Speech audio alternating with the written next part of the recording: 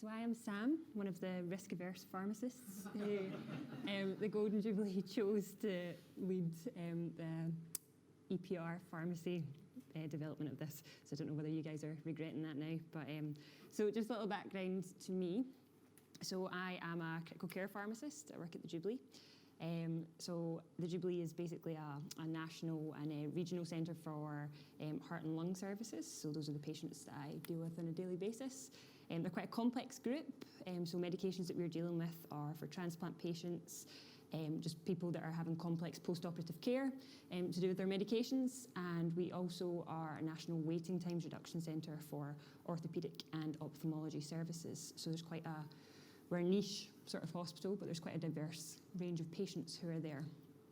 So that is my primary role.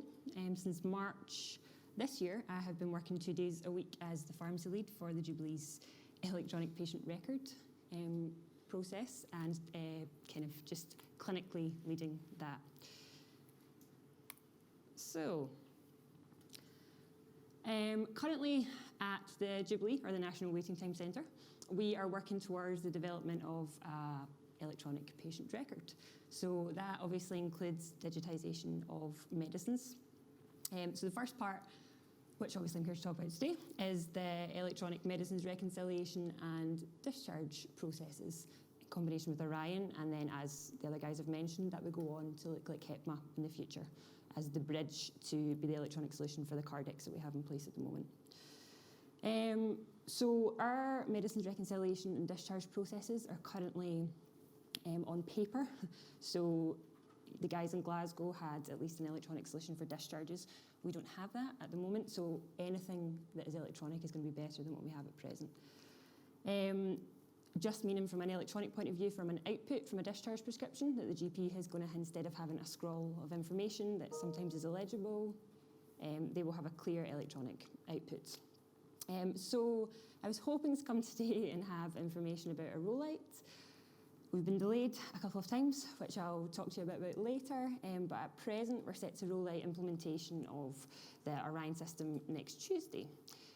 So we're going to be firstly piloting it in an area, a 2-ward area of 60 patients, and then pending successful rollout of that, we'll roll out to the rest of the hospital. So we are nothing like the 260 wards that Glasgow have, but we have roughly 13 wards and 4 outpatient services that will be using the system. So Alistair's kind of already explained what the system does, and it's the same system that we are using. We have the basic product, I know you guys have tweaked some parts of it, but in essence, the process from start to finish is the same. So I'm maybe coming at this with a slightly different, I don't know what it's timing out. Thank you. A slightly different slant as a clinical pharmacist rather than a techie. But we had kind of looked at local needs, just to give you a bit of a background to why this system is going to be so useful at the Jubilee. So I've split it into 2 parts, so medicines reconciliation. So across the board, not just at the Jubilee, medicines reconciliation is done really, really poorly. It's not exclusive to us. We had reported data when I came into post on how well we were doing medicines reconciliation, which looked really, really good, 90% compliance with the Scottish Patient Safety Programme standards. I work in these wards. I was pretty sure that wasn't right. So when I went to look at it, there was only 1 ward that I was getting reported on, and they were generating totally falsely positive data, and that was what was going out to the government, so we looked like we were amazing. We weren't. I did the data collection myself, and the 90% reduced to 5%. So that was primarily due to lack of planned documentation and confusion relating to who was doing what and medical engagement.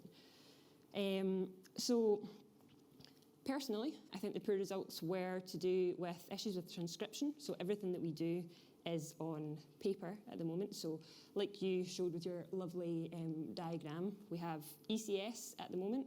We currently access ECS. We handwrite everything from ECS onto the patient's admission documentation. We handwrite that information onto the patient's Cardex.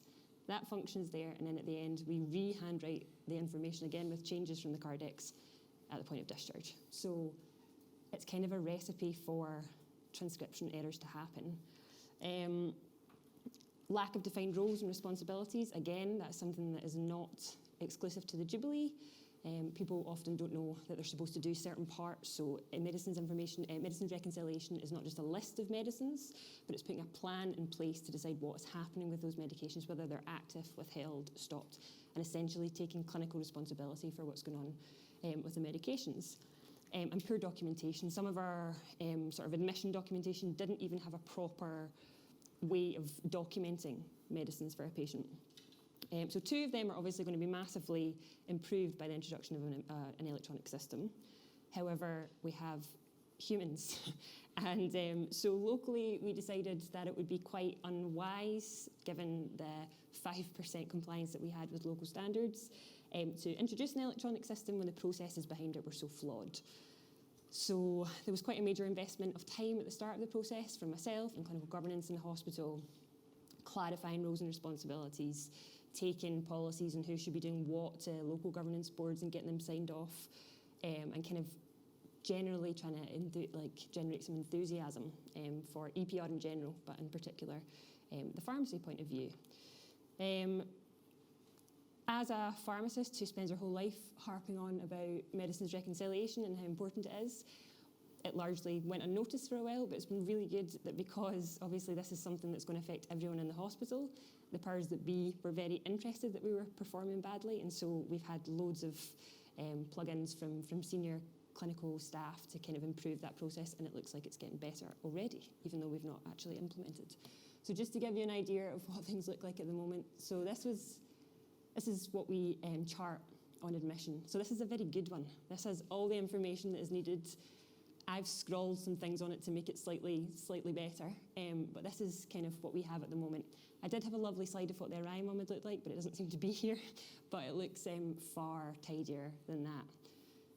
The second part, so the discharge prescriptions. So in relation to poor communication between the hospital and primary care, just to give you a glimpse of the scale of the problem that we were facing at the Jubilee. So we carried out 2 audits just to baseline this. So across 2 wards, 60 beds, we had 316 phone calls a month. So that's 158 hours of healthcare professional time answering questions about discharge prescriptions. That's more than 1 whole-time equivalent of staff, which is just crazy. Secondly, we looked to assess the quality of information going out to primary care. And it seemed from both of these that the lack of clarity was just due to legibility or not having the admission medications pulled over, like you'd said, so GPs being unsure what was actually going on. So 56% of the prescriptions that I looked at, there was something like 800 prescriptions I had looked at. 56% of them lacked medicine plans, so GPs weren't sure whether things were to continue, whether they were to stop. 24% of pre-admission medications were unaccounted for, so that's that problem that Alistair just discussed. They have no idea whether that's been stopped by a hospital. And quite traditionally, the GP's view, especially when they're coming from a specialist service like we are, is that they're not going to tamper with what is sent out, even if that's our desire for them to review these things. 2% of all prescriptions that went out were illegible and required rewriting. So 2% doesn't seem like a very big deal, but these are staff that are familiar with the hieroglyphics that go out. And so in reality, it's a lot higher, and I think that probably accounts for the extreme number of phone calls that we received. So all of these things just support the need for change surrounding the processes around medicines reconciliation. And just to show you, I tried to find a prescription yesterday to show you how bad the quality is of what goes to the GP. That was the first one I came across. So that is just I can't read any of that. And that is the copy that goes to the GP, the copy that's stored on portal, the copy that the patient gets, and the only legible copy is kept in pharmacy because we have legal endorsements on it. So not ideal, and it will hopefully be replaced with something like this, which looks much, much better. So benefits. So these are obviously expected benefits. With medicines reconciliation, so this is slightly back to front, but the Medric's selling point in our hospital has been the output of the discharge. So excitement in the end result of an electronic discharge, which we never had, has kind of had led to an improved uptake at the beginning, under the premise that if they invest work at the beginning, they're going to provide speed and quality improvement at the end. And with regards to the discharges, so we have the historic problem that our prescriptions are on paper, and so obviously it's going to naturally significantly improve, but then the design itself of the system means that the information that's been outputted to GPs has all the medications accounted for with reasons for changes. We also had one that I actually thought about the other day that's quite significant for us. So currently in pharmacy, we have a medicines management system in addition to paper notes, the Cardex, and the dispensing system. And so 4 systems that our pharmacists and pharmacy technicians are working with for every patient that they see. So you get your laptop, 2 systems open, 2 different types of paper.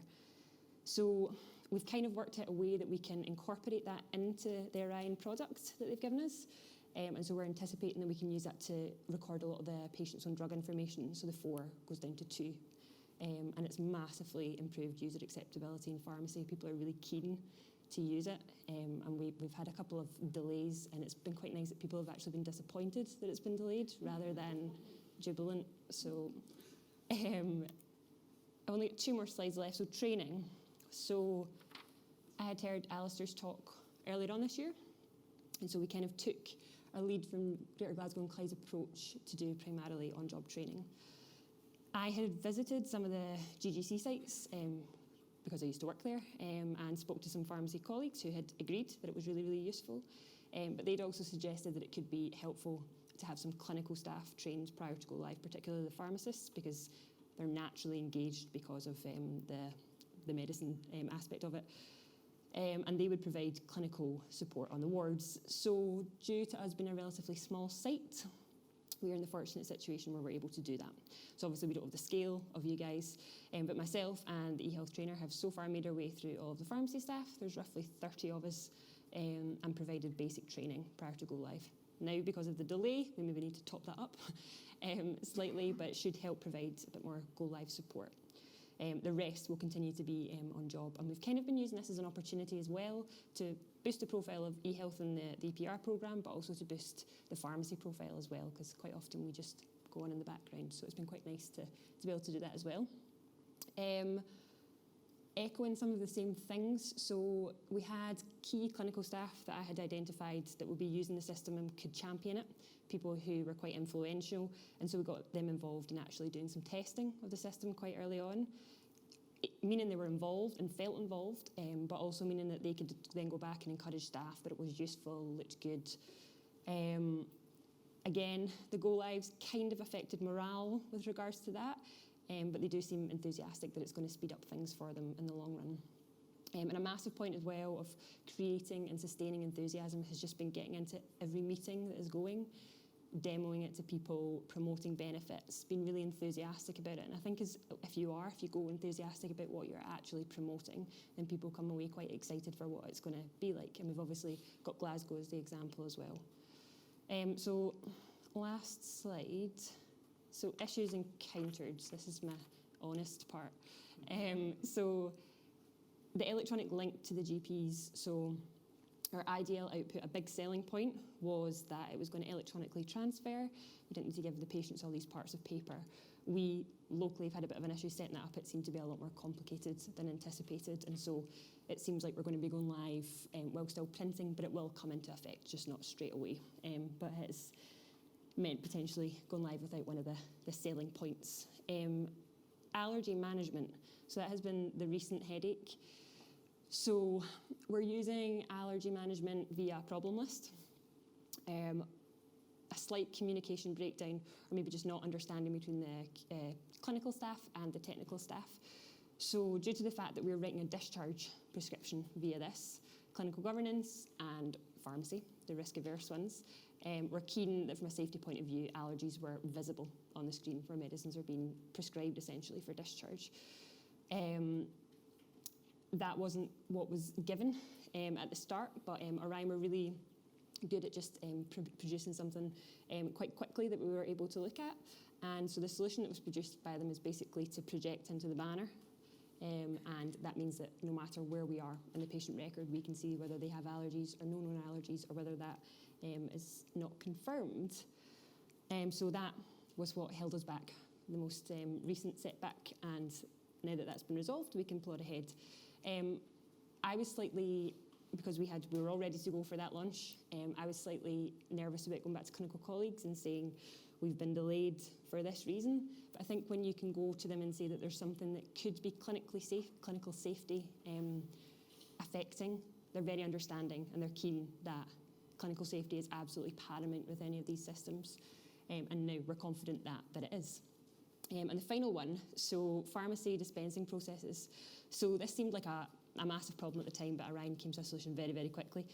So the functionality, slightly different than what Glasgow have because it was from product. So the functionality didn't have any way of recording the two-step pharmacy processes, so dispensing and checking. We legally sign those things off.